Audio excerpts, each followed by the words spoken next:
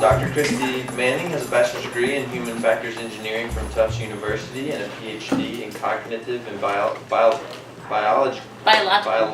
psychology from the University of Minnesota. She teaches in the Department of Environmental Studies here at McAllister. Christie is co-author of the recently published academic textbook, Psychology for Sustainability, and her research and teaching explore the cognitive, social, and situational factors that influence behavioral and lifestyle choices and how these choices positively or negatively impact ecological and social systems. For the last 3 years, Christie has been part of a multidisciplinary community-engaged research project called Ready and Resilient, which aims to raise awareness of local climate change impacts while also building capacity of residents in vulnerable communities to take part in the adaptation actions at the individual and community levels. So, thanks for being here. Thank you.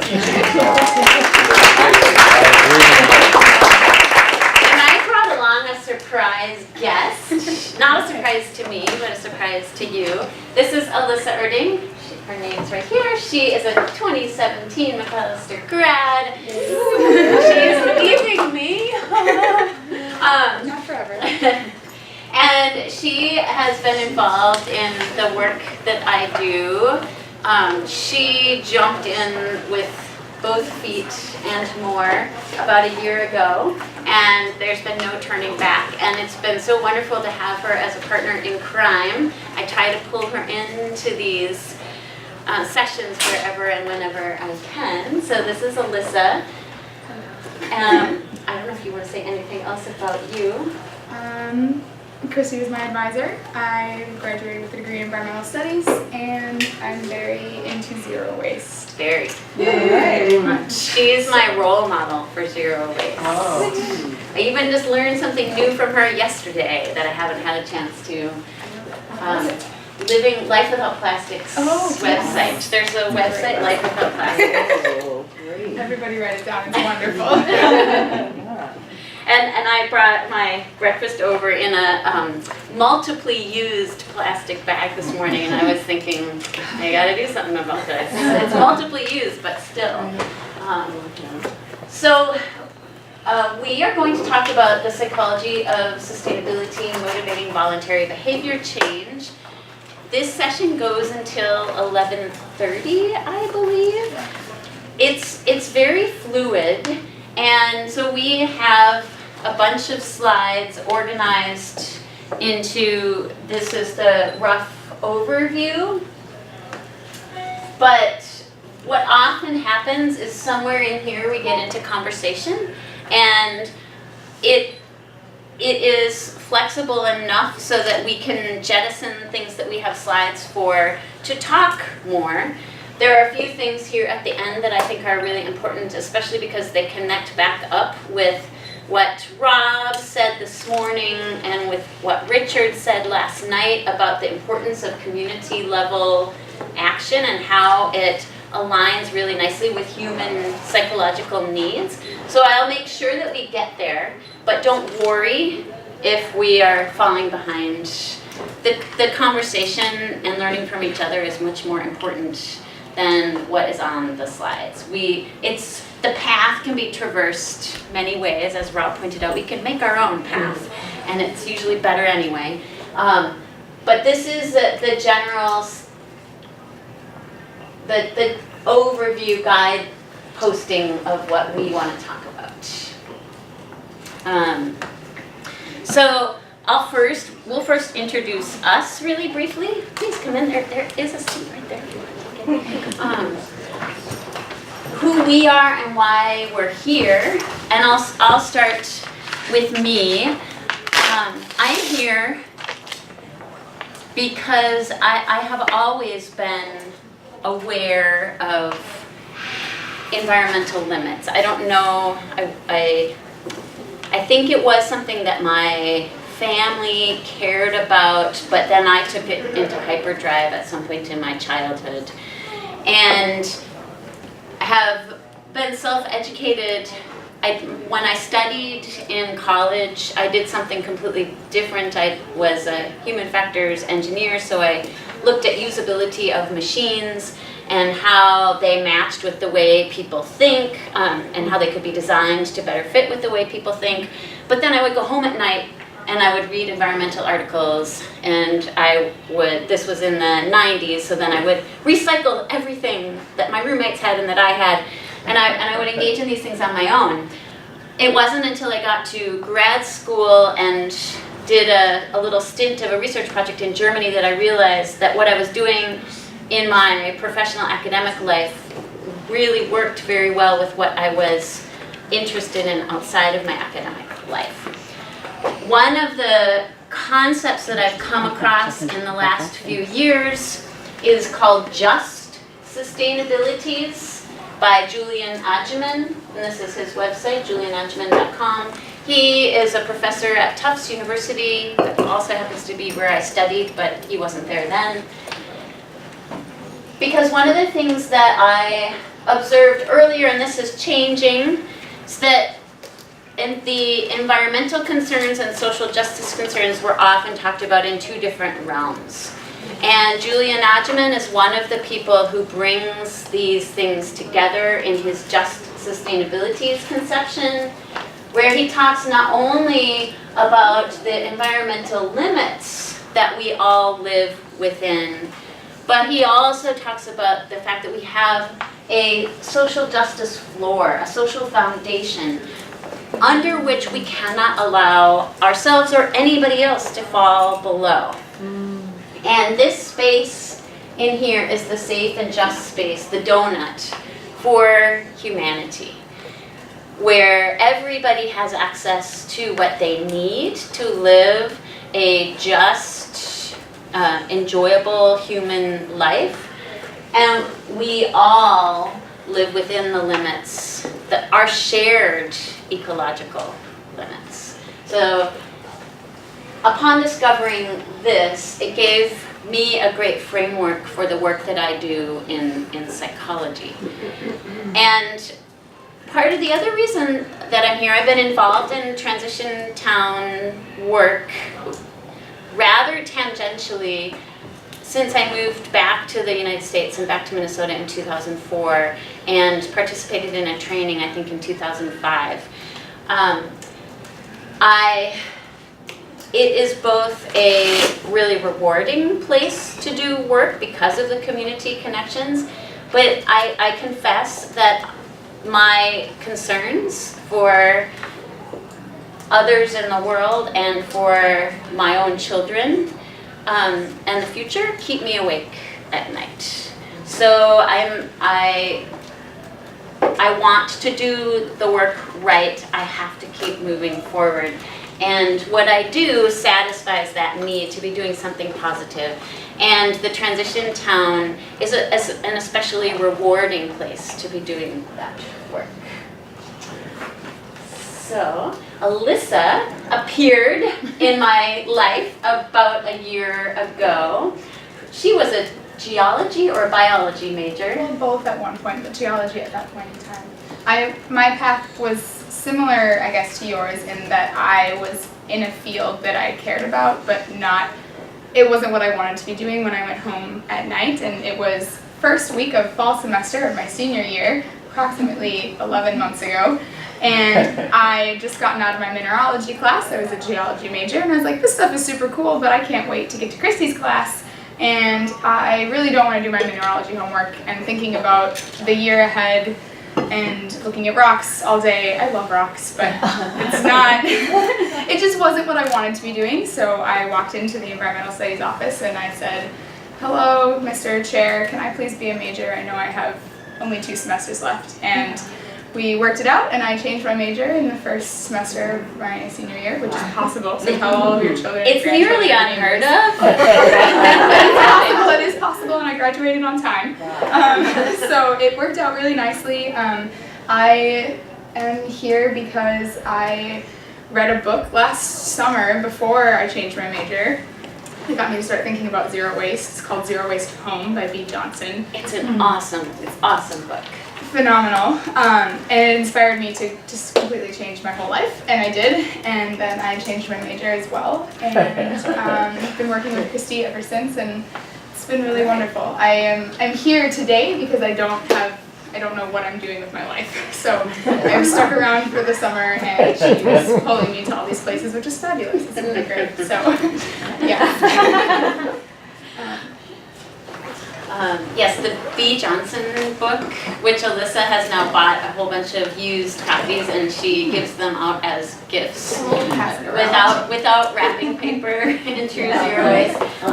It really is amazing in this ideas and suggestions, and the tone with which it is written is kind and generous as opposed to scolding.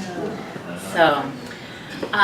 There are a lot of us here, so what I would like to suggest is that instead of we all introducing ourselves to the room, if you could turn to one or two other people and share who you are and why you're here, and what it is about this workshop that caught your attention and what you want to get out of it. I am trained in cognitive psychology. And what I have learned in all my years, one of the many things I've learned in all my years of cognitive psych research is that if we have a sense of what we want to do, we are much more focused and better able to get there if we have that concretely in mind at the beginning. That doesn't preclude, it doesn't mean you're not going to learn anything else, but if you have if we revisit our goals right now, you're going to be much more likely to actually get what you need out of it. So turn just to a couple other people and run through these questions. So I hope that you all have a sense of others, what we're all here for, and your own sense of this is what I hope to leave with. So what I have to offer is a psychological perspective on motivating sustainable change. I call it the psychology of sustainability. It's one of the classes that I teach, psychology of sustainable behavior. So what you're going to get in an hour-ish is something that I spend an entire semester with my students. But I think I have a good abbreviated version of it. And Alyssa, you have to remind me because she and I talked about when she would jump in, and then I think I have her notes. Okay, good. So jump in if I keep going. Say. The first thing to talk about are the barriers. A very important psychological concept that we often don't think about when we look out in the world and we wonder, why isn't anybody coming to these great transition town events, meetings, activities? What is going on? This is so great. I'm here. Where's everybody else? So I like to point the fingers at myself because here I live a 5-minute bike ride from here. And where I live is a perfect street for the water runs down, pools in the storm drain, which I do keep clean. But I look outside when I walk out my front door every day. I think, man, I really need a rain garden. And I've been thinking that for 10 years. But why don't I have one? Why don't I have one? I know it's important. I have the desire.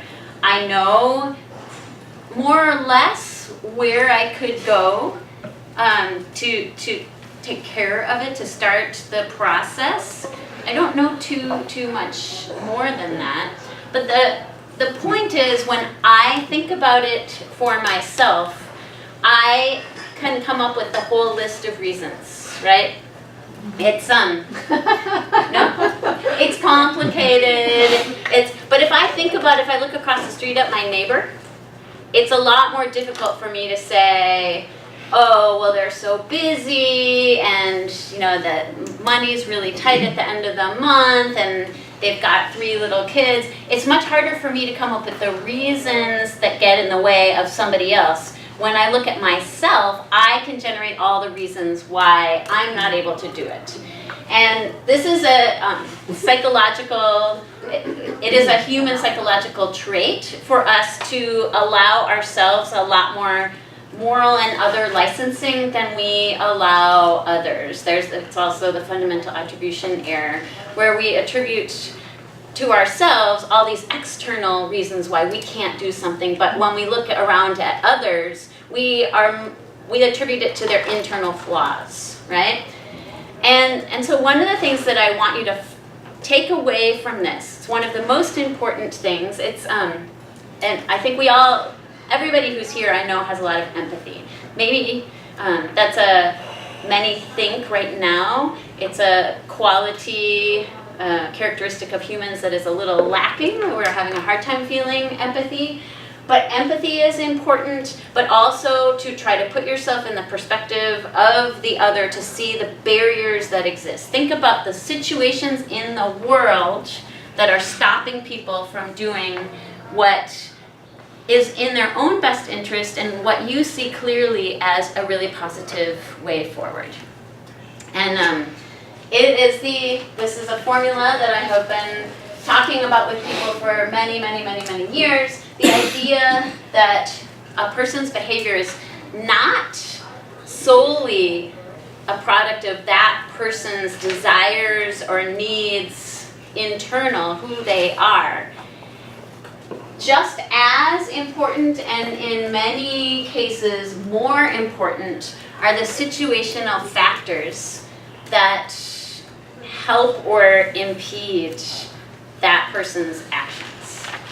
So again, if you take, if nothing else stands out from this presentation, but I hope many other things do, this is a really key point, that you always have to think not only about reaching the people you want to reach, reaching your neighbors, reaching your community, reaching the politicians, but also think about the situations that they find themselves in that may either build bridges to the action or the event or put up blocks.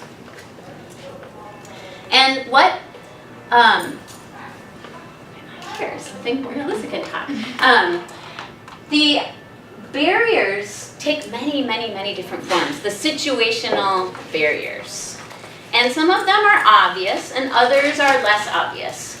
You probably noticed in the transition the material that was online and in the emails from the organizers of this gathering, there was a lot about logistics, about childcare, about can we help you, can we give you discounts, can we help you get here in some way, how can we make it easy? That was an attempt to decrease some of the real world everyday barriers that we all face. But something that we often don't think of, but that can be, again, just as important as some of these real world barriers, are some of these psychological, social barriers. I'm not going to know anybody there. Those people seem a little weird. They're not like me. I don't see any women there, or I don't see any transgender people there, or I don't see any people who aren't white there. So there are all sorts of reasons that people can't necessarily point their finger to. They tend to be a little unconscious. They're perceived barriers, but they stop us just as much as some of these more tangible physical barriers. I will say that as an example of those barriers, so because I'm so into zero waste, the way that I grocery shop is with mason jars and bulk bins. And I bring my mason jar to the co-op and I weigh it, and then I put my beans or whatever I want in it. And I have a little refillable whiteboard marker that I write on top of the lid, the PLU, and the tear, and I do that. And that's how I always shop. And I'm at the point now where I cannot fit, like I don't even think that it's possible for me to go to the grocery store unless I have a jar with me. And it's not just like, oh, I could take one of the paper or plastic bags. It's just like not a possibility in my mind, which is a cool kind of transition that I've gone through. But I have a couple of friends who have been seeing this whole transition happen in my life and have been like, well, it's kind of interesting, and I'm trying to be more sustainable. One in particular, my partner at the time's sister, so this is a very big deal, the sister of my partner came to me and was like, can you help me with this thing? Because she's like older and scary and all of that. And so she's very scary.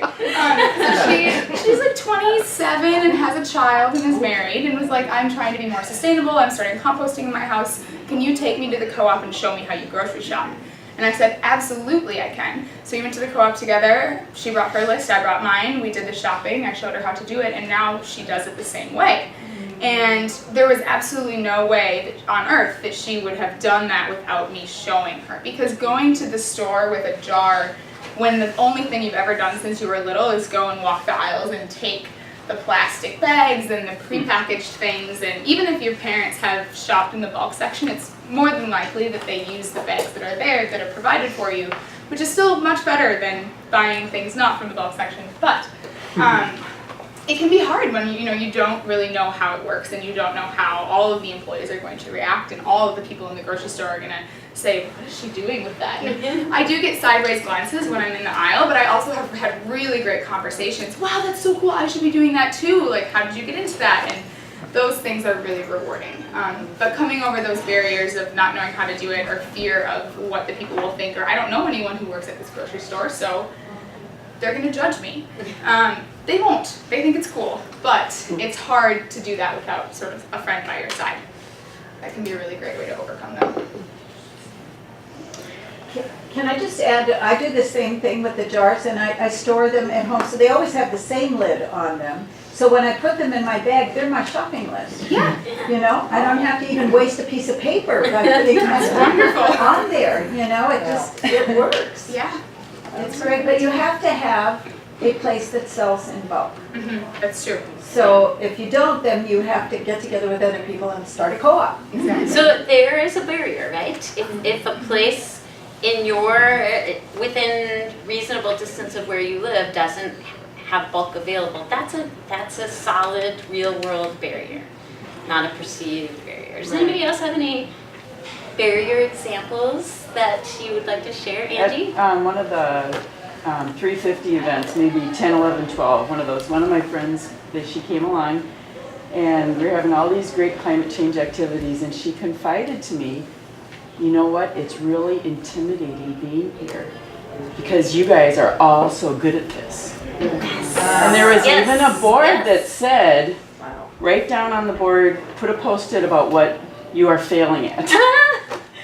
And people are doing that, but that was a really good thing for me to hear. Yeah. It's like, I don't feel like I'm doing it that great, but other people are really intimidated by a little bit of... Oh, that's a wonderful example and reminder to all of us, right? How do we invite people for whom this is a brand new thing and they feel utterly incompetent, a psychological need for competence that I'll talk about at the end? How do we make it open to people who have never participated in this but have the desire? Because we don't think each other is intimidating, but to somebody coming in brand new, yes. Yeah. It's a great reminder of a perceived barrier. Sarah, I went bike to the old Seward Co-op to get groceries one day, and I just sort of assumed no one's watching me. Do you know what I mean? Like you have this illusion, like if I don't know anybody here, I'm not ever going to hear about this again. And I was packing up my groceries after checking out, and this lady in the aisle next to me, at the checkout next to me, said, "Oh, you came and got your groceries by bike? You're not very big. I like to do this too." And in the story she was telling herself in her own mind was, "I'm pretty petite. I don't think I get my groceries on my bike." And she looked at me and saw that wasn't actually a true, it was a myth in her head that she told herself that she probably couldn't bike to get her groceries because she was small. And then she saw somebody else and she's like, "Wait a minute." So it was really cute. Another, who would have ever thought that could be a barrier? That perception of I'm too small, I'm too weak, whatever. Mm-hmm. Fascinating. Yeah. So when you don't realize it until you realize, oh, there's proof to the contrary. That myth was in my head. Well, you also brought up another barrier that I think about a lot, because I also tend to think nobody's watching me when I do. But a lot of people do feel like everybody's watching me, and I don't want to be seen carrying these groceries home on my bike, or for whatever reason. Being seen doing these things can be very intimidating. Like, what if somebody I know sees me? But you can use that to your advantage, like to get others to change their personal behavior. Like Tim, our friend from Bloomington, who's on the City Commission for Sustainability, was saying how they're using peer pressure to encourage others to do, the right thing by showing examples like showcasing the city council members are putting in rain gardens or Yes. and advertising it publicly. Don't let me forget to bring it back to that when we get to when we talk about social norms, because that's hugely important, especially for somebody who has a position of authority, or somebody who is important in the community, a community leader. Can I say one thing quickly?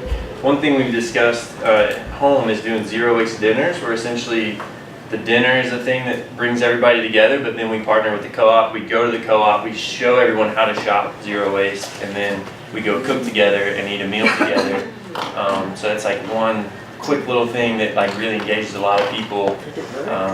So yeah, just quick interjection. Nice way to share that knowledge. Yes? Are we going to go more into how do we invite people? Yes. Okay. No, not so much prescriptive, but just talking about the importance of being invitational as opposed to intimidating or scolding.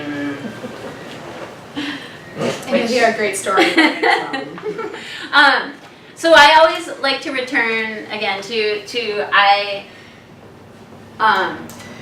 I seem like exactly the person who should have a rain garden, and I don't. And I allow myself, because I know what gets in my way, and mostly what it is I don't have the time. I'm running from one thing to the next all day, every day.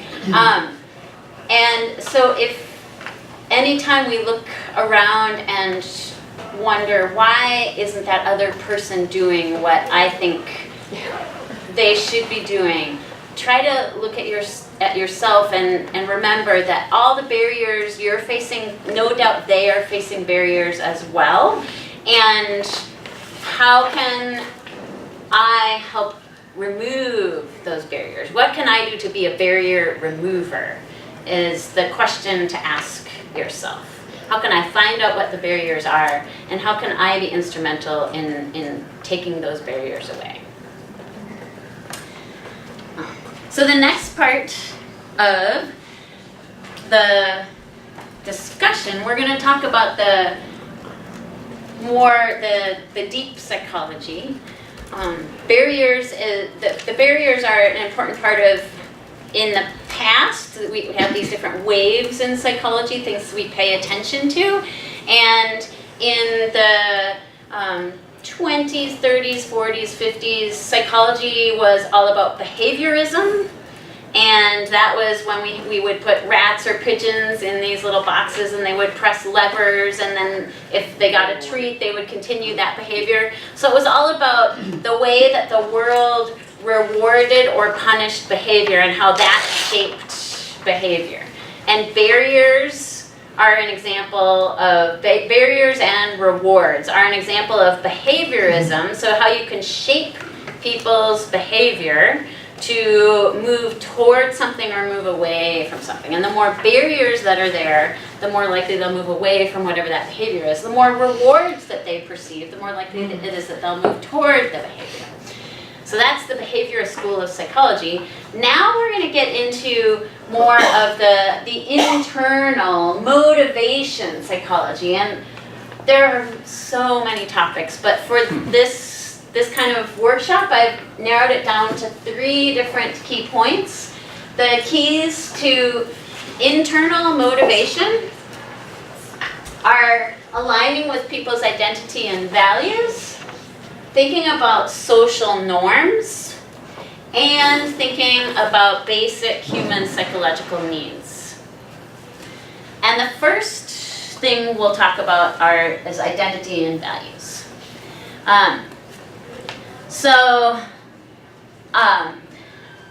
Social identity and values. Identity is, it's connected really closely with values. This is just something I pulled off the internet, but I think that it captures social identity really well. It's the idea that I think of myself as being a collection of certain activities, social roles, my religious affiliations, the values that I hold, my political affiliation. We do think of ourselves in some cases in terms of the things that we own, the homes we inhabit, the places that we live, the natural features of a place can be part of my identity. And identity, it's sometimes called social identity, it's sometimes called personal identity. Social identity is more who we are in social contexts. Personal identity is a little bit deeper and maybe a little bit more stable throughout these different social contexts. But how we think of ourselves is really important in what we do out there in the world. And so for example, I think of myself as an environmentalist. And so when I see an activity or an event like a transition gathering that has a hint of environmentalism attached to it, I think, yeah, that's for me. But my neighbors down the street who have solar panels on the back of their house, they're the only neighbors for quite a few blocks who have a solar array.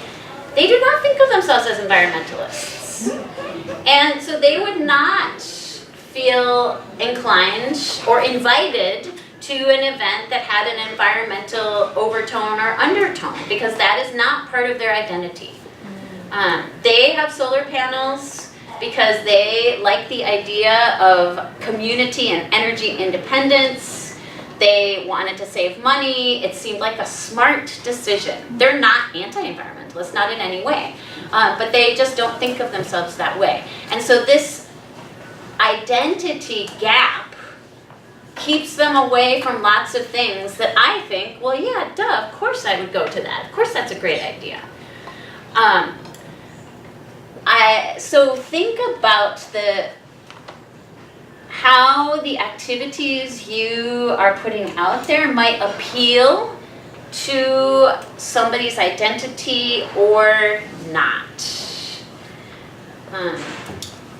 And I would say think too about the different shapes that your identity can take when so I identify as, and we did an exercise in Christie's class where we wrote down, 20 words that we strongly identify with, and I wrote down things like woman, student, vegan, zero waste, yogi, like things, all these things that I am and that I inhabit, and that would sort of go around that that circle of, what the choices I make, the values I have, the way that I look, where I come from, all of these things, what I do for work.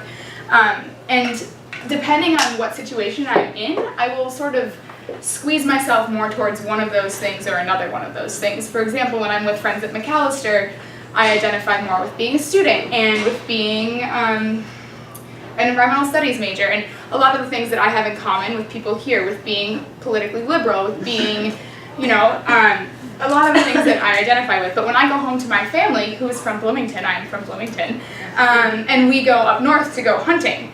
I don't hunt, I'm a vegan, but when my dad goes hunting and I go with him because I like to be in the woods, I talk with people in the bars up there and people that we have known for a very long time, family friends, and I identify more with being someone who loves northern Minnesota, being someone who's been fishing since I was 6 months old, being someone who's been camping since I was younger than that. Like, that's more what I identify with, and then I'm able to have conversations about, well, we love this place because XYZ, and starting a composting bin up here would be great because you don't have to put as much in the landfill that's next to the really great stream that's in the forest over here down the road. So identifying more with the people that are around you can make you a very effective agent of change and can make you very effective in having conversations about things that you want to get done, maybe for a different reason, maybe because you do identify as an environmentalist and you think composting is wonderful, but that's not how they're going to take it. And you're also connecting really nicely to the values, the underlying values of those identities, the value of being in nature, of loving this stream. And so, yeah, the landfill close to the stream, since one of my values is keeping this place clean, being a good steward, I wouldn't want to do anything that would ruin that stream. So connecting also identity and values, they're very intertwined. And one of the reasons I love the transition work is that it emphasizes having those conversations that allow you to learn about other people's identities and values, right? It's about getting to know each other and figuring out what we value in common, and even maybe creating new social identities around we're part of this shared work.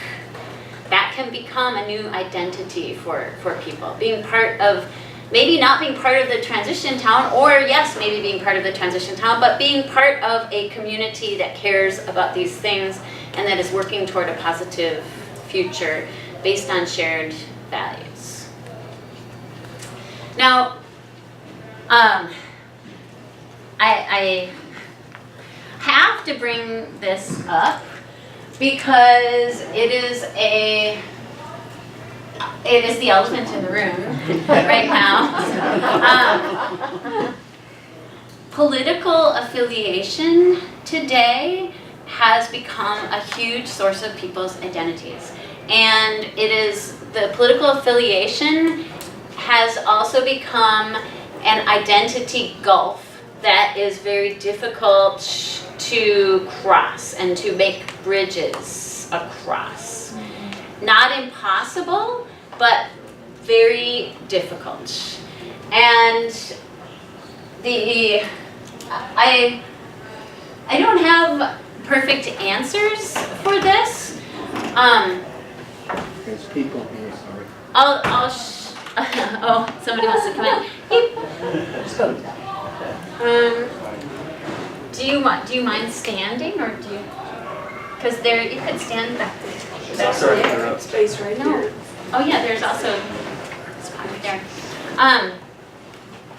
I'm debating whether I want to how deep I want to go into this, but deep. Okay. So there is a great TED Talk, 20 minutes or so. I have my class watch it. Might be time to look for something new because it's getting a little old, but I think it's still relevant. It's by Jonathan Haidt, who is a very famous psychology professor at University of Virginia. H-A-I-D-T, Jonathan Haidt. And he talks about the moral foundations of the moral foundations of thinking, of decision making, and how they differ between political liberals versus political conservatives. So this is getting also back to values, the moral foundations and values. So his theory, and he has quite a bit of empirical support for this theory, is that we humans tend to make our decisions across a set of 6 pretty stable moral foundations. And so one of the foundations is it caring versus does it do harm? Does it do no harm versus does it harm? Another is it fair or is it unfair? Next is, does it tend toward giving people freedom, liberty, versus does it oppress others? Is it loyal to our important others, or does it betray them? The fifth one is does it tend toward respecting authority, or does it tend toward subverting authority? And then finally, does it tend toward upholding sanctity and purity, or does it tend toward degrading and destroying purity, causing things to be impure? And what Jonathan Haidt's next supposition is that when it comes to making these decisions on these moral foundations, political liberals tend to focus on these three, and these three are less important. Whereas conservatives use the whole set of 6 equally. And so, and I know as a Green Party member, I'll out myself there, I question authority, right? And loyalty to in-group, I'm not going to give you my loyalty until you earn it. So these things are less important to me than some of my very conservative family members who say, no, I disagree with President Obama. These were conversations I had, but I teach my children that he is our president and we respect that because he is in this position of authority. And to me that was, really? So there is definitely something to what Jonathan Haidt is saying, and what I try to communicate to my students and having them watch this video is to, again, try to understand the values, the moral values that people are bringing to their decisions, and how we may not emphasize those values in our decisions, but it's really important to try to understand why people are making the decisions that they are, because they hold these moral values so strongly. Yeah? Well, I don't know if this is the place for this, but can you explain then, maybe, why, for example, my mother, who has been progressive sort of in the past, voted for Trump because she hated Hillary Clinton? Yeah. Like, I just don't understand, like, I don't get that. So there is, I think there's a whole array of explanations out there for that. One of the things that, again, from a cognitive psychological standpoint and from a social psychological standpoint, that is a lot about the building a tribe and then getting into an echo chamber where you're only hearing one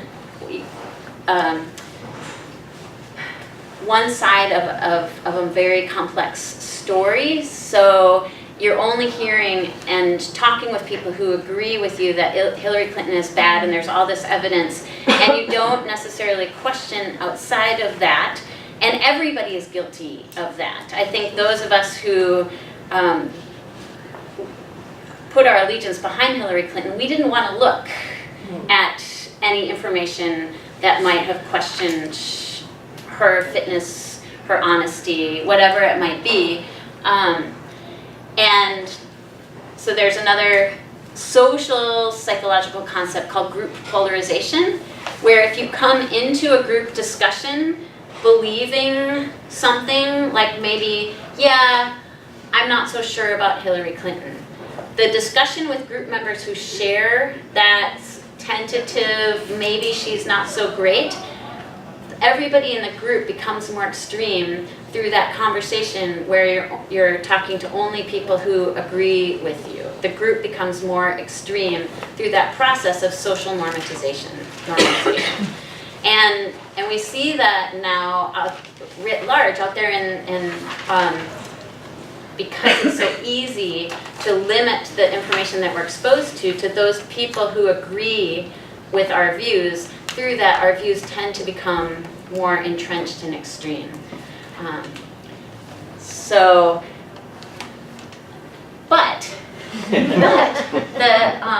Again, the transition town doesn't have all the answers, but I would say that at the local level, on my street, there are more Democrats than Republicans and very few Green Party members. But we love our neighbors, even the Republicans, right? And we have these conversations, and we have shared values of our keeping our community a good place to live, having it be a community where our children can run out on the street and play, and we watch out for each other.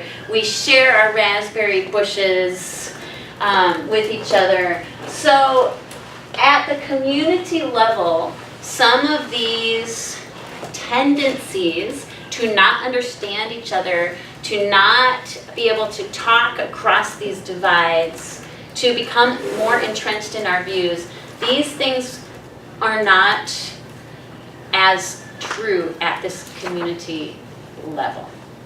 So forming connections with people who physically are in your proximity, and it could be also a church community where you meet and have conversations. It doesn't have to be a physical neighborhood community. But those are opportunities where many of these features of our human nature and of the social media dimensions of our lives that keep us separated from one another and entrench our views more and more, those things can be overcome. And so I put a couple of pictures. This is the All St. Anthony Park Transition Town event. This is the Transition Twin Cities logo. So these are communities that come together. McAllister is a great community, as Alyssa has experienced, as I have experienced. So we share common values, even if we don't share political views. And my neighbors who aren't environmentalists will talk with me about my environmental views because I'm their neighbor and because my kid plays with their kid. And so we need each other in many ways. And the other thing, and Richard Heinberg talked about this too, when it comes to trying to make change, it can feel really good to make change in your personal life, as we have experienced, as I'm sure you all have experienced too. But you don't feel like you're having much impact as you watch the world implode, right? And it also does not feel very satisfying to hit the send on the email, to write to Al Franken one more time, to write to our Governor Dayton one more time, to send postcards. Yes, it is satisfying, but there's no feedback. Did it have any impact? There's never any real feedback. But if you do stuff as a community, here's back to the behaviorist psychology, right? You can feel a difference. You notice, okay, I love Leslie McKenzie, the, what does she call it? The chard your yard? What is it? Chard your yard. Charge your Chard your yard. remember. Yay, that's so Yeah. awesome. Yeah. So that's growing vegetables in your yard? Yes, it's- I'm installing, over the last 5-6 years or so, we've installed about 140 raised bed 3x5 raised bed gardens with the compost at cost for our neighbors. We do it on one day in May, yeah. So With we, all volunteer. CHARD. Chard. Chard your Oh, yard. chard, meaning, Swiss chard. It's just something that someone came up with, so. I have a sign with a chard. And you said 125? Well, About about 135. 135. Over about So 5 you can see those, and you can see pictures of all the families who've been involved. Same thing with building rain gardens or painting the pavement or installing a community solar garden. There is something tangible that's big that that makes a difference if you do it at the community level. So your effort results in something you can feel, and that begins to feel like it's a little bit more commensurate with the problems we're facing, as opposed to just all of us bringing mason jars to the grocery store, which is feels like such a drop in the bucket. It's personally satisfying, but is it really making a difference to these huge problems we're facing? So the community level, from a psychological standpoint, is the sweet spot. And it has all these benefits of the meeting our need for social connection, which we'll get to in a little bit. And before we get too far from it, I thought of this a little earlier when you talked about the barriers and the overwhelm of it. So in our Corcoran neighborhood group, which is next door to Longfellow here in Minneapolis, we also there's a pollinator garden project where there's a group of people that goes around and installs pollinator gardens. So it's instead of, oh, I can't do a rain garden or whatever, how can I do this? There's a group of people that'll come and do it, and they do ask people to volunteer for it, but just as you were saying, everyone's pressed for time. Yep. But if you can donate your time 1 or 2 times, Yep. you can get a pollinator garden in your yard too. And so it builds the community and makes it happen and takes away that isolation and overwhelm of barrier. And there's something so very satisfying and tangible and physical that comes out of it too. So, all right. Excuse me, before, if it's okay, the idea of the Republican, Democrat, that kind of divide. My husband and I joined our local Grange in Vermont because there were people we didn't know, and we knew that their political affiliation was very different. And I feel like if you really want to do these divides, you have to go become a part of what they're doing. If you just say, oh, come do what we're doing, it's like, whoa, it's that whole, you're a bunch of weirdos. And it took about 4 years of us continuing to just be there until we're really involved with them. And now they're co-sponsoring events with transition. So I think it's putting yourself there. They're not going to necessarily, they might want to do the same thing and they might come to something, but it's an important step. And it's hard to ask them to do that until we're willing to do it ourselves. And so Rob said something at the end of his talk this morning about this is a movement with a lot of patience, right? We all have a lot of patience. Stubbornness. I translated it into my head into patience. So 2 other things to say about social identity and values, and this is I think this is an interesting anecdote that I want to share with you, and that is, it's really important to think about who your spokesperson is, who's doing the inviting, because it may be that the identity that is represented by that person clashes with the people you most want to invite, like the Republican Democrat identity. So becoming a part of that community gives you the legitimacy, the credibility, and the trust to do the inviting. I think this is a fascinating little anecdote, like I said, that the American public overwhelmingly trusts and esteems weather reporters, right?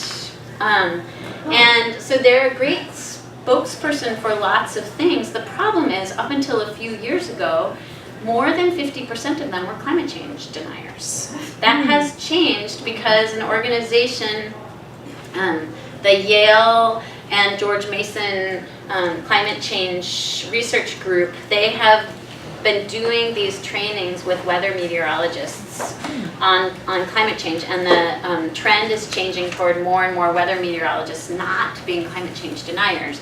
But it's just important to think about who does your community trust, and what exactly do they represent, and what are they communicating. So this is a story that was not hopeful, but has become hopeful. And then the last thing to talk about is, this is a picture from the work that we did in Ready and Resilient St. Paul. These were our community partners from the west side of St. Paul. And what we learned from this work is that the vulnerable communities have had what we didn't know sitting here in McAllister Groveland, which is this district is an environmental leader. We have great communication channels with city government. We have always been the ones to get things done.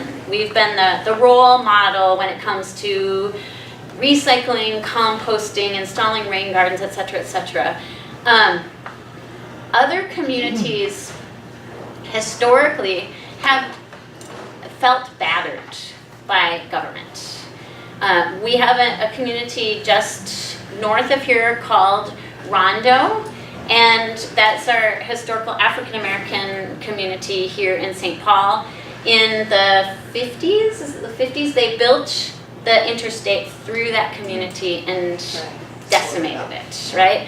So they have this historical low trust of city government and state government and federal government. They do not have our interests in mind because they're going to bulldoze our houses and build an interstate if it suits them, even though the better option would have been to go around the city. Nobody's going to complain if we build it through here because this group is historically marginalized and powerless. So think about the history that may not be evident to you, me, as a person who's come from relative privilege, or maybe not.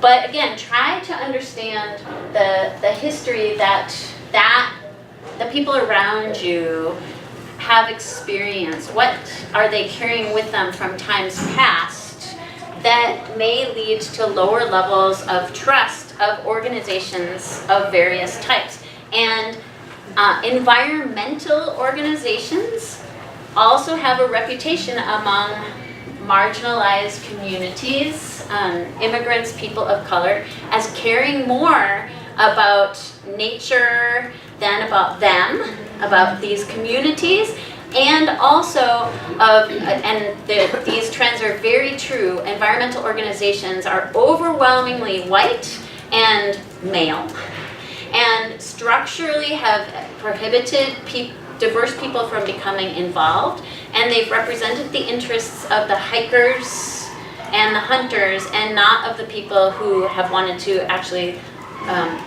do things like indigenous communities who've wanted to use the land in traditional ways, etc., etc. So it's just very important to understand how you may come across and what you may represent that is invisible. We learned a lot about that in our project, and the only way we were able to make any progress at all was through a year of relationship building, and a year of going to the communities, meeting in coffee shops where our community partners had told us, you're going to come to this coffee shop. I'm not going to come to you in McAllister Groveland. You're going to come to me, and showing them over and over again that we would come through and that our project was not about our research, but was really about what was in the interest of their community.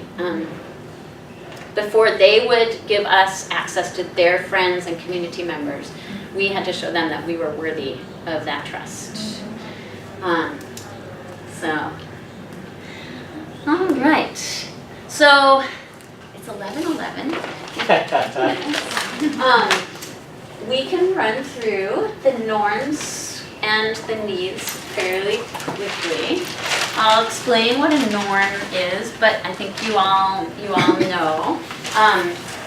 And I look around here and I see no throwaway box. Yeah. It's awesome. No.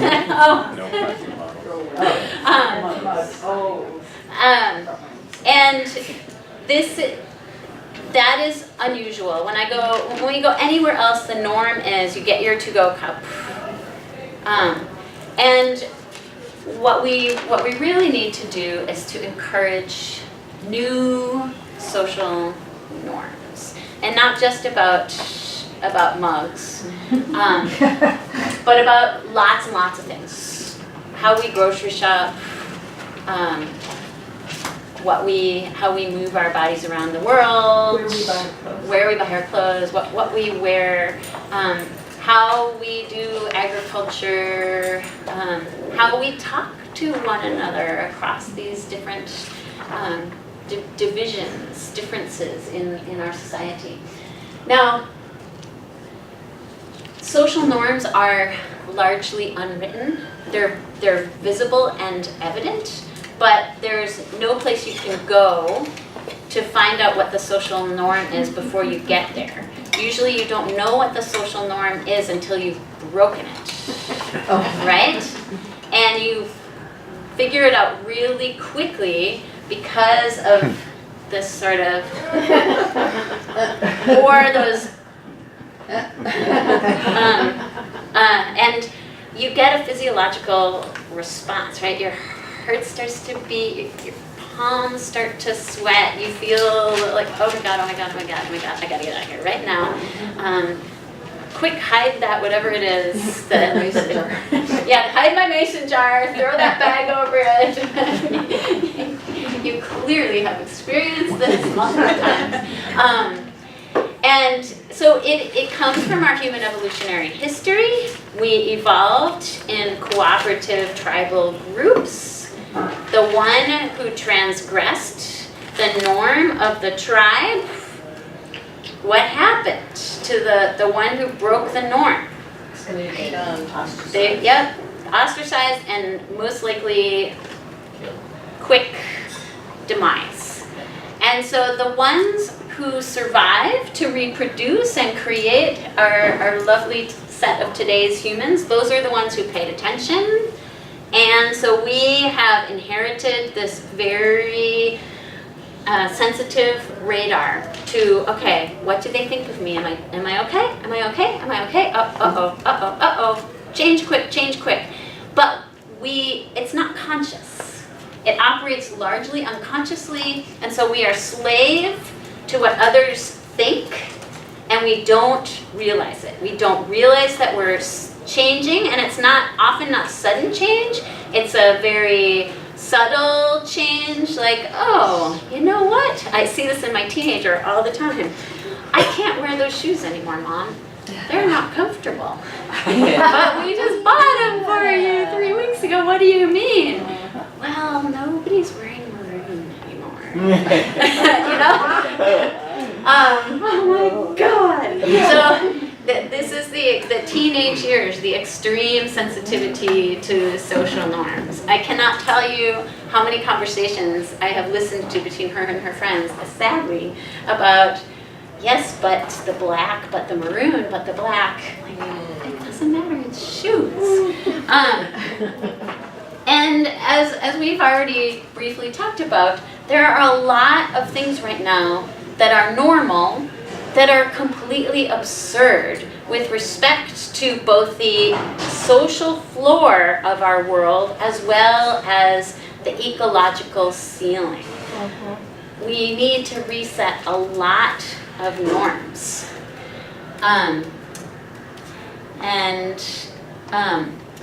Here, I will let you tell your story. My story is just simply that, everybody has a crutch. My crutch is not coffee, and I'm very proud of that. But my crutch is something called a chocolate babka roll, and it comes from Bread Smith, which is on the corner. And I promised I'd buy her one right after this. And she also got me into them, so it is all her fault. Because they're vegan. They're vegan. They're vegan and they're amazing. But if you have not gone over there yet, you can go over there, and you can, instead of them giving you a tissue and a bag for your chocolate babka roll, you can request that they use the gloves that they use when they pull bread out of the oven and put it on your cloth napkin that you bring with you, or your Tupperware, or your whatever, or just in your hand, or if you forget your cloth napkin, on your wallet. Not that that's ever happened. Not that that's ever happened yesterday. But you can do this so many times over the course of a couple of months that the people know when you come in can I please have a chocolate blob curl? Yes, and they pull the glove out of their apron and put it on and get it for me. So it has been, the first few times I did it, everyone was like, I don't know if we can do that. And I was like, yes, you can. I promise you can. Please do it. And now it's at a point where I would say maybe 5 or 6 of their employees know that I want the glove and not tissue. And it's the new normal for me when I go into the store. And that means that when Christy goes into the store and wants to get a chocolate blob curl or whatever, and also has the same thing, that person will say, oh, well, somebody else has done this before, so she can do it too. And you know, very, very, very slowly, maybe everyone will start to do it. But it's this is how we change what's normal, by doing it, right? We change what's normal by being the ones who are willing to take the social flack for being the weirdo. And it's not a real empirically validated number, but my sense as a psychologist is people only need to encounter it about 3 times before it stops being weird and starts being something that is, okay, at an unconscious level, maybe this is a thing. Maybe this is a trend. This isn't that one weird person who comes in and it seems to be allergic to trash. There are several of them. So this is a mounting societal shift somehow. So 3 times meaning 3 different people? 3 different people, yeah. Yeah, if it's isolated to Alyssa, it's just Which would happen in 1 week if it was 3 times with me, because that's how often I'm there. Yeah, I cannot tell you how many times she's come to my office with a chocolate babka in her hand, or on her wallet. Well, I've noticed that happening in even hardware stores. Now they ask you, do you want a bag for that? Yes. Yep. And at the co-op and at Whole Foods, they ask you if you want your receipts. Sometimes. Because those receipts aren't even recyclable. Right. So if they can't print it, if they, sometimes they automatically do it, whether they want to, but they can change that behavior too by programming it, because I've worked with stores on that. Well, like when they ask you if you want the receipt, and you say no, and then they tear it off and they throw it away. I know. Yes, it's progress, not perfection, right? So a lot of the things that we want to be normal are invisible, right? So you walk by all these yards, you don't know what people are doing. Yeah, you'll see the little chemical care pellets and stuff, but if there's nothing, you don't know. So I love different lawn signs that show that people are engaged in different ways of doing things, and these are at that community level and they're obvious, and some of them create a sense of this community are engaged in this. Take the Clean Water Pledge. These are all Minneapolis and St. Paul examples. I love this one, which there's a set of them in Minneapolis. I recycle organics. Do you? And a couple houses down, this is in my sister's neighborhood, I'm the neighborhood organics captain.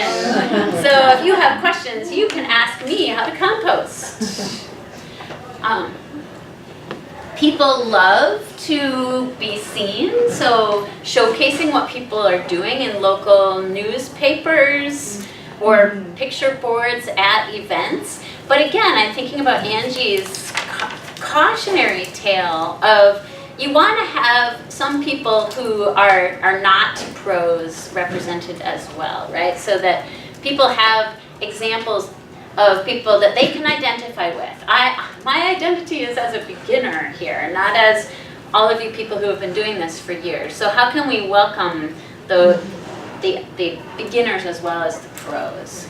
I will just add one thing. I interned with a local recycling nonprofit last fall, and we hosted a zero waste summit, which of course I was thrilled about and a part of, and one of the things we had was a question board, and there was a question board and a things I'm good at board, and by the end of the day of the summit, all of the questions had the other color paper around them with answers to them and contact information, and it was a really great way to sort of connect the people that like, I want to start composting, but I don't know how, this is where I live, and then, oh, well, I am your neighbor, you can do this, or there's this really great resource, or, you know, what can I do about, how can I be more sustainable with my cosmetic choices, and people who don't know about that. And then what the organization did that I was working for was collected all that information and sent it out sort of in connections to the people that were at the summit. So that's a really great way if you're hosting an event or organizing an event to sort of make those connections and invite questions and invite the failures in a way that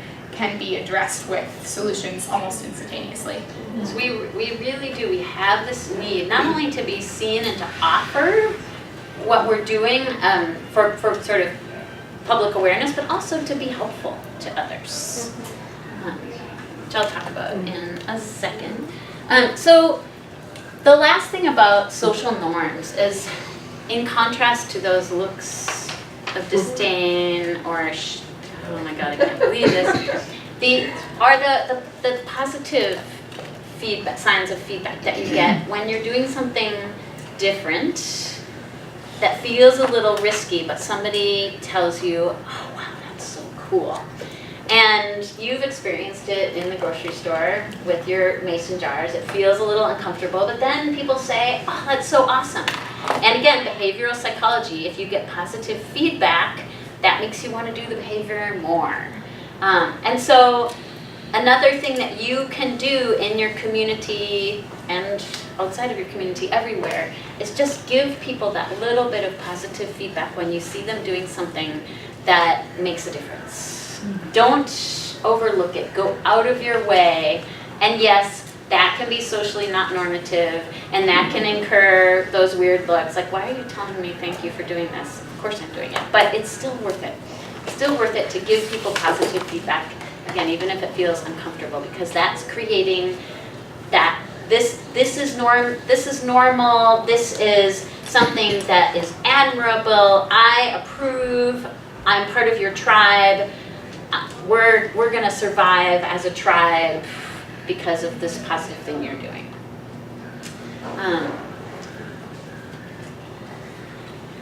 Let's see, it's 11:24, I still have to talk about needs.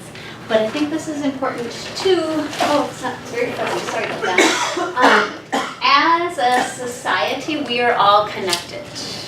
We don't feel those connections like we used to in former times. We feel like we could survive on our own, and we largely do survive on our own and feel independent. But in fact, through social and through many other intangible connections, we as a society move together. And so even if it doesn't feel like the things you're doing out at the outer edge of transition, sustainability are making a difference, you feel like you may be the only ones, and there are lots of people at the other end pushing against what you're doing. In fact, if you keep pushing, you are going to bring others along with you. What we really need to do is make it an invitational thing so that all the people who are here, who are sympathetic, interested in the idea but not yet engaged, so that they can pull along with you, and that starts to get the amoeba moving in that direction a little bit more. And though these guys are going to pull the other way as long as they can, eventually they will be forced along through social pressure. This is the way we do things in this society. I liken it to the light bulbs, where people didn't want to give up their incandescent light bulbs. And now you can't get incandescent light bulbs anymore. Okay, a few places you can, but largely they're not available. And people stockpiled them in their basement so that they could have their incandescent light bulbs forever. That's fine, you can. But society has moved on from there. And there are many other examples and places where that is happening, can happen. So don't give up, keep pushing, and invite the people who are the mainstreamers to take the baby steps, because that will add momentum to the change. There's a great TED Talk by Derek Sievers, 3-4 minutes long, called Starting a Movement. My favorite TED Talk ever, about the one weirdo dancing on the hill, and nobody dances with him until one other person joins him, and when the third person joins him, and it's 3 weirdos dancing on the hill, there's this massive movement of everybody on the hill joining, and then everybody on the hill is dancing. But for the longest time, it's the one weirdo all alone. It's inspiring. I recommend it. I have a question. Do you know the story? I have seen it and I love it too. Do you know the backstory? Did he just dance and see what happened, or did other people know they were being videotaped? I think it was a, I don't think it was a planned thing. Oh, okay. I think he was just dancing. Okay. He was that social innovator. I don't care. I'm gonna dance. I love dancing. And it happened to be caught on video. I think. So we are changing the social norm. Keep going. And then my last lesson about human needs, and this is my lead-in into human needs. So we need to make our activities invitational and not scolding. And Alyssa has a little story. I do have a little story. I got into where I am in my lifestyle about a year ago, and for the longest time hadn't taken Christie's class yet, so hadn't learned all of these things. And was very much the scolder, went home and would yell at my parents, "Why are you putting this in the trash? It's recyclable, it's right next to it." Would yell at my partner at the time and his family, and "Oh, you should compost that. This is not compostable. Like, what are you doing?" Very much like, okay, I wasn't screaming, but it sometimes came across that way, I learned. And I dented a few relationships that way. And after taking Christie's class and after stepping into, realizing how it works most effectively, I no longer live at home. But when I did, I made my parents compost. I've now moved out. They still compost, less, but they still do it. And my dad said to me, my dad is one of those, I don't vote ever, my vote doesn't count. I live in my own little bubble. I don't really care about he's just very, very recluse. And he said to me when we were camping a few weeks ago, "Alyssa, you've really started to make me think about trash and waste, and I do think about you now when I go to the grocery store and get my one single caramel roll in the morning for breakfast," which is another problem. But and I don't get the plastic bag anymore. They always try to give it to me, but I say no, I don't need it. Things like that. So it's I left an impression, and I'm no longer scolding, and they're still sustaining this behavior. But for a while, I got a lot of pushback about it. It's the same in my house now where I live. I send Snapchats to my housemates saying, "Look, this jar is here to collect bottle caps. You can place them in here if you want. This is a bathroom compost. You can compost toilet paper, hair, nail clippings, whatever you want here if you want to." And just providing the opportunity and letting them know that it's there for their use and letting them know why it's important. And then just leaving it up to them after that. It's more of an invitation and open, this is here, you can use it if you want to, but you don't have to, kind of thing, which is probably a theory that we don't have time to talk about, but it's Christie's favorite.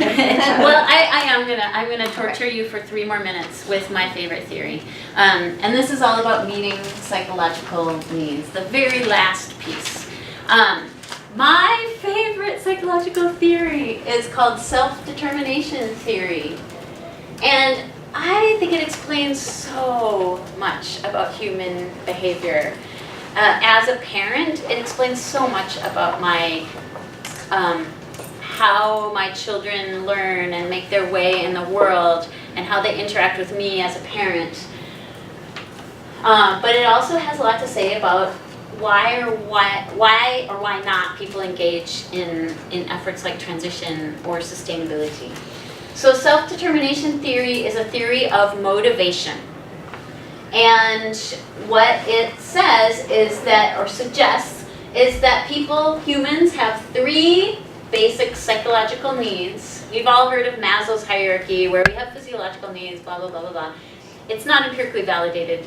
It's useful, but not empirically validated. This is empirically validated. We have 3 basic psychological needs. We have a need to feel competent. I need to feel like I'm effective in what I do, and that I appear effective in what I do. I need autonomy. I need not to have people scolding me into composting. I need to be able to make the choice to compost if I want to, and not to have somebody force me. And if somebody forces me, what happens is the human response called reactance. If you try to force me, I'll show you. I'll do the opposite of what you want me to do. And so learning to give my children and my students lots of autonomy is important. And then relatedness. So I need to have community. I need to be part of a community that cares about me and that I care about. And I also, it's not stated explicitly there, but I need to feel like I'm part of something bigger than myself. And I think the Transition Town movement really meets these 3 psychological needs. So an example of building competence, helping people by showing them, inviting them to the co-op before you cook a meal. Cooking together, a lot of young people today lack, maybe not just young people, people of all ages, lack basic cooking skills. They don't know how to use knives. They don't know how to saute. So sharing these skills to help people form the competence to be able to do it on their own. Charting your yard, showing people this is how you do it. An example for bike commuters who want to take the bus at the Minnesota State Fair and at different places, there are these fake front of buses with these racks so people can practice putting their bike on and off the bike rack. Even just taking the bus for the first time in a new place is a competence threat, right? Lots of things threaten competence. Another example, rain garden workshop to help people figure out how these things work and to build them in community. I love this picture of different styles of rain barrels. So autonomy, I can express myself through my rain barrel. There are lots of choices. And then relatedness, the idea of we're doing this all together in a community.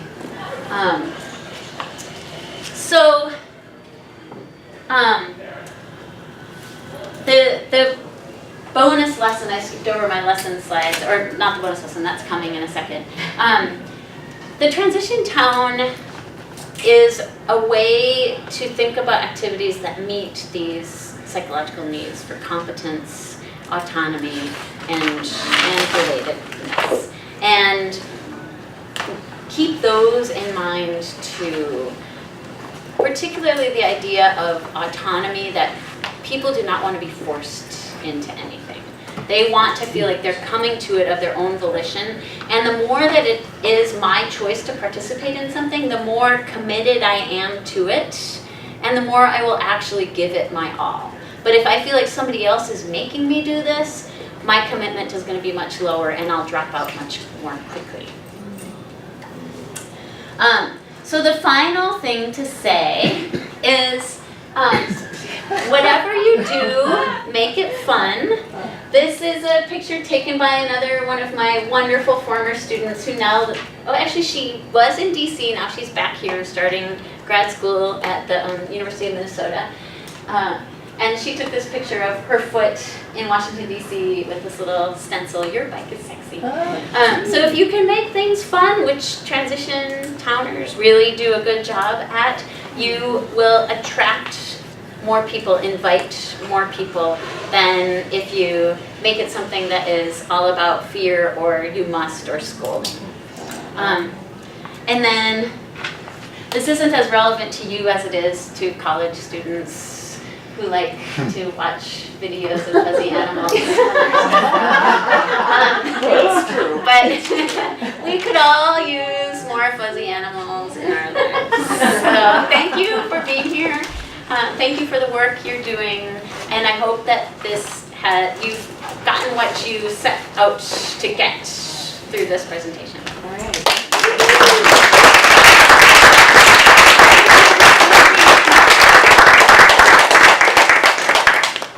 Did you have a question? Yeah, I do. Everything you've had is excellent. I have a question though. One of the challenges of transition is keeping it going. So you said it in the beginning where you had an aha moment when you knew you were there. It's like learning a language and suddenly you find yourself thinking in the language that you're learning that was so important. So my question in a nutshell, do you have any books or anything like that that you would recommend on how to keep group dynamics moving forward? Well, yeah, the group dynamics.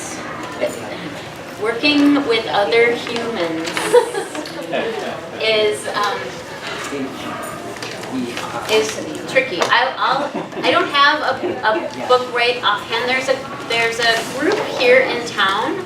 They wrote a book called The Art of Convening, and they have just recently. Does anybody know what they've changed their? Center for Purposeful Leadership. Thank you. Center for Purposeful Leadership, and they talk a lot about how to engage in meaningful discussions that are inclusive, that are respectful, that encourage people to feel a part of it, as opposed to somebody is teaching me. We're all here joining in on this conversation together. And when it comes to human dynamics, I think that is the key. It is respectful listening, and flexibility, and learning each of us to let go a little bit of our ego, to be able to have other people hear what other people are saying. And I think that this book, I don't know, Eric, would you agree that this? It's great. It's great. Can you say the name of the group again? The Art of Convening. Is the book. And it's by Craig Neal, Neal, and their organization is now called the Center for Purposeful Leadership. Great, thank you very much. Yeah. Makes me think of popular education too, that grew out of Paulo Freire's style Yes. and how to engage Yes. people where they are the authorities. Yes. You know, Yes. everyone has something to contribute. And my colleague Rupali Fadki, who is we worked together on the St. Paul project.